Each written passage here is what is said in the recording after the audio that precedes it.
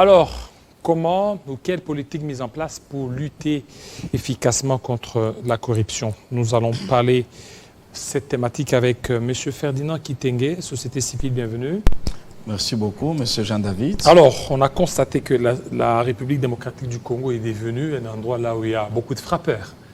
Donc des gens qui détournent l'argent de l'État comme l'argent de leur propre poche. Bon, c'est une question très capitale de ce que nous constatons aujourd'hui dans notre pays. Ça fait réduire même la beauté d'une république. On ne sait pas à quel point qu'il faut dur, parce que de plus, une nouvelle culture se développe. Vous trouvez quelqu'un qui a une parcelle de pouvoir, au lieu de travailler pour les biens fondés de la nation, la mission principale pour lui, c'est quoi? C'est venir juste détruire, saboter même le service qu'il a pris en marche. Donc, s'il est ministre, il est directeur général, il est secrétaire général, gouverneur, on n'en parle même pas. Aujourd'hui, le bien qui pouvait profiter la République sont profitables aux individus. Surtout que s'il anime une institution, on ne sait pas. On quitte la valeur vers les antivaleurs. Je ne sais pas l'avenir ou l'essor de la République démocratique du Congo demain. C'est pourquoi nous, en tant que société civile, nous devons à tout moment nous interposer contre de telles pratiques afin qu'il y ait une société fondée sur les valeurs démocratiques et républicaines. C'est ce qui fera ce que les uns les autres ou d'autres nations puissent nous respecter dans tout ce que nous faisons. Imaginez-vous, nous sommes dans une république qui ne fabrique absolument rien. Dans les alimentaires, nous importons les habits, nous importons les meubles, nous importons tout ce qu'on a au Congo, à part les sols et les sous-sols que nous avons ici jusqu'à présent non exploités. C'est tout ce que nous avons. Mais en termes de capital humain, si on vous nomme aujourd'hui, on nomme un Congolais ministre DG, ou on donne le fisc un poste de responsabilité, c'est l'occasion pour lui maintenant, pour voler, pour détourner, et saboter même celui qui l'a recommandé. Et vous, aux sociétés civiles, c'est comme institutions. si vous les accompagnez. Au lieu de dénoncer, aujourd'hui, la société civile serait dans des poches de certains individus. Ce qui n'est pas le cas avec la société civile et révolutionnaire, parce que nous ne sommes pas liés aux individus. Nous sommes attendait liés, aussi une dénonciation de votre part. Nous sommes liés. Non. Dans des dossiers là dossiers des lampadaires, dossiers de forage, il fallait que la société civile et révolutionnaire puisse aussi dénoncer. Je crois que vous nous avez suivi, la société civile et révolutionnaire avait déjà dénoncé cette pratique et nous continuons encore à les dénoncer. Je voudrais même éclairer l'opinion sur cette question pour dire que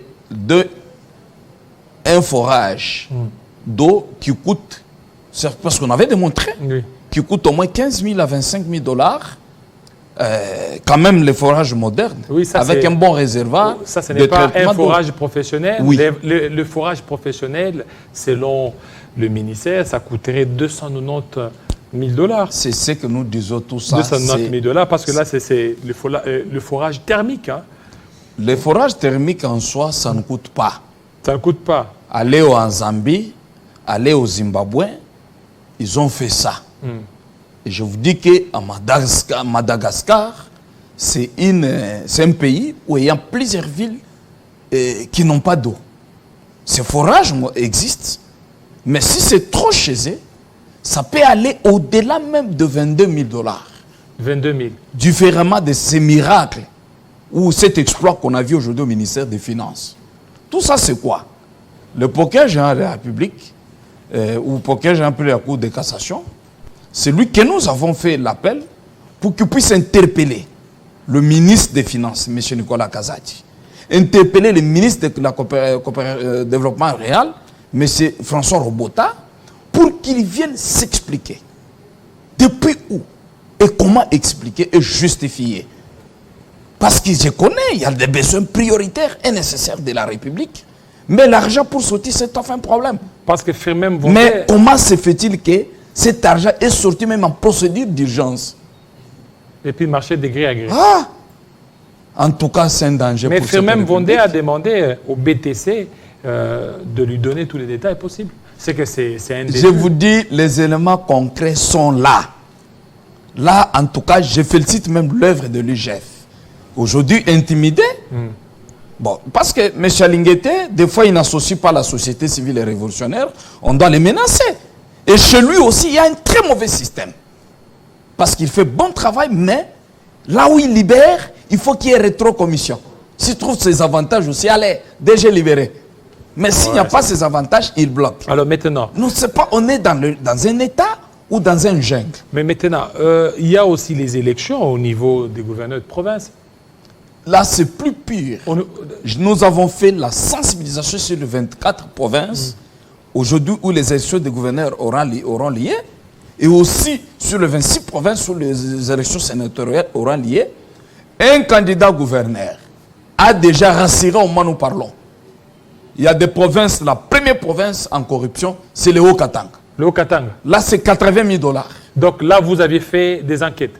Selon nos enquêtes. 80 000 par député. Est-ce que ça, c'est la corruption ou bien ça, c'est juste... C'est ça la corruption à col blanc. Est-ce que et ça, c'est pas le don? Ça peut être un don, par exemple. Une bienfaisance de la part de celui qui veut être gouverneur. C'est une corruption pour obtenir une voix d'un député provincial. Mais lorsque le président de la République ou les députés nationaux battent campagne, ils donnent quelque chose pour encourager, ils donnent des polos. Mais ça maintenant, ce sont les électeurs des électeurs. C'est que vous n'allez pas leur donner des polos quand même. Je vais saluer d'abord l'élection. On en a vu les élections au Congo. Nous avons vu les élections en 2006, en 2011, en 2018. Mais les élections de 2023, au niveau présidentiel, c'était une élection spéciale. Le président de la République... Avec 73%. Là, à sa propre succession, le président Félix Tshisekedi lui-même, premièrement, il n'a rien donné au peuple congolais. En dehors de quelques t-shirts qui ne tournaient même pas partout. Est-ce qu'il a les moyens pour distribuer à tous les Congolais les t-shirts, les pagnes? Non. J'ai vu... Même les regroupements et partis politiques qui attendaient qu'ils auront l'argent cette fois-ci n'ont rien eu. Il a mérité la confiance du peuple congolais et aujourd'hui il est élu.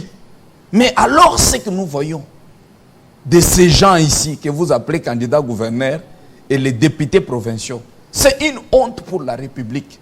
Bon, bien sûr, j'ai vu quand même les actes encouragés du procureur général Von de Mambo, Filmer.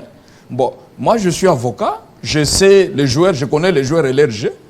Vraiment, je félicite parce que c'est lui le ministère public, parce qu'il a signé, il a fait un communiqué où il a éveillé tous les procureurs généraux près les cours d'appel de lutter contre les phénomènes de la corruption et aussi il a appelé que cette fois-ci, les élections, parce que le système était comment? Vous votez les candidats gouverneurs, vous capturez la photo avec votre téléphone, vous l'envoyez.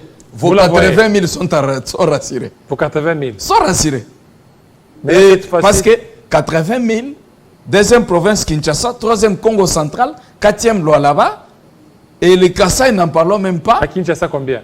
Kinshasa c'est 60 000. 60 000. Kassai. 60 000.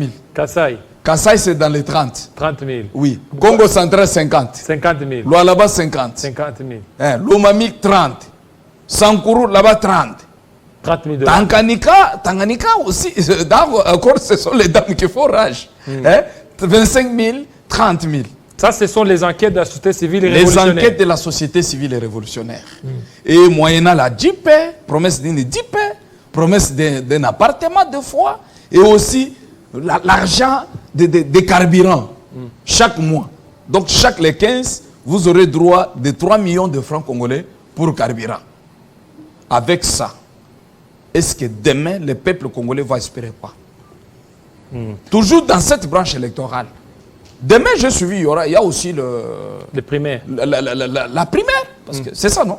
Pour l'élection des députés, pour l'élection du bureau définitif. Les 3 candidats ce jour.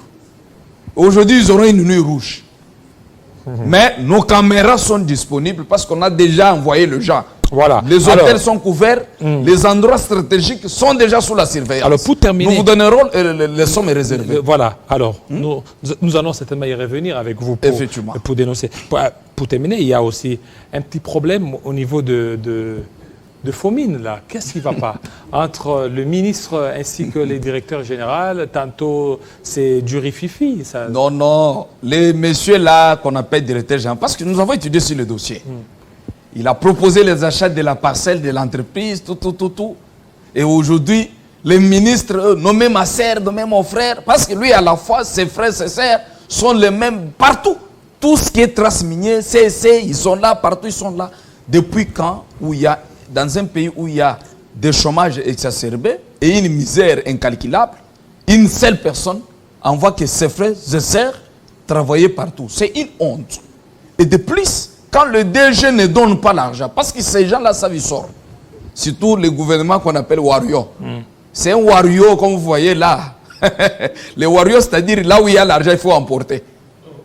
Ça, je vous dis vrai. Les Wario, la Wario, vraiment, qui est la ministre des Mines, elle est tombée sur les dossiers. Papa, lorsqu'un directeur général commet des bavures, parce que dans l'administration, il y a toujours les erreurs. La première des choses, il faut lui connaître une demande d'explication. C'est simple. Et deuxièmement, dès lors qu'il les répand, il faut prendre maintenant une mesure provisoire, c'est-à-dire la suspension provisoire. Et bon, ni audit, ni sans audit, sans demande d'explication, sans motif valable, arrêter suspension provisoire. Bon, le Conseil d'État va te corriger. Parce que nous avons le juge administratif qui réglemente les questions administratives plutôt. C'est pourquoi bon, je vis les arrêts, je vis la lettre, je vis l'arrêté, et maintenant, quand le juge administratif a autorisé, la ministre s'est imposée. Non, non, ça ne passe pas. Le procureur général, le Conseil d'État, a été appelé. Vous m'avez suivi même en Top Congo FM. De traquer et arrêter, interpeller la ministre afin de la décision de justice. Parce que le problème, c'est quoi? Même Mme Judith Toulouka, Soumine aura des difficultés dans les nouveaux gouvernements.